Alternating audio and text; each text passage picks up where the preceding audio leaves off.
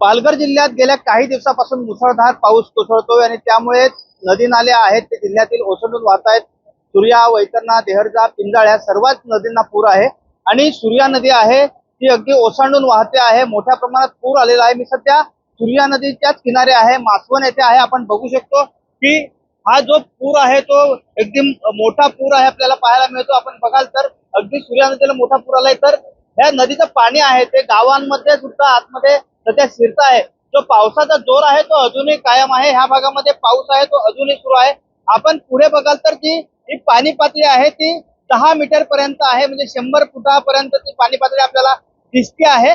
एकूणच पाहायला गेलं तर अगदी मोठ्या प्रमाणात हा जो पाऊस होतोय त्यामुळे जिल्ह्यातील जी धरणं आहेत त्या धरणांची पाणी क्षमता सुद्धा चांगली झालेली आहे। त्यामुळे जिल्ह्यातील अगदी वसई विरार महानगरपालिका असू द्या किंवा मीरा भाईंदर महानगरपालिका असू द्या, पालघर जिल्ह्यातील जी प्रमुख शहरं आहेत त्या शहरांचा पिण्याचा पाण्याचा प्रश्न सुद्धा अगदी सुटलेला आहे। आपण पाहाल तर मोठ्या प्रमाणात ह्या नद्या वाहत आहेत।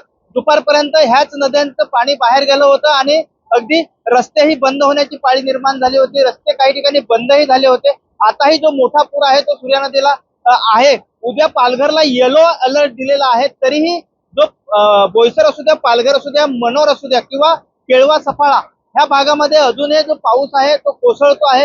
अधूनमधून मुसळधार तर अधूनमधून हलका पाऊस कोसळत आहे। एकूणच पाहायला गेलं तर ह्या नदी नाल्यांना मोठा पूर आलेला आहे।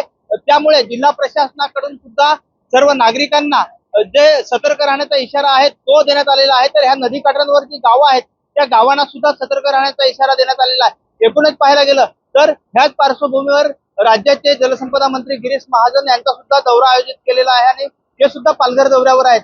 एकूणच पाहायला गेलं तर आता जिल्हा प्रशासन आणि जे आपत्ती व्यवस्थापन आहे ते ह्या आपत्तींना तोंड देण्यासाठी सज्ज झालेलं आहे। संतोष पाटील, एबीपी माझा, पालघर।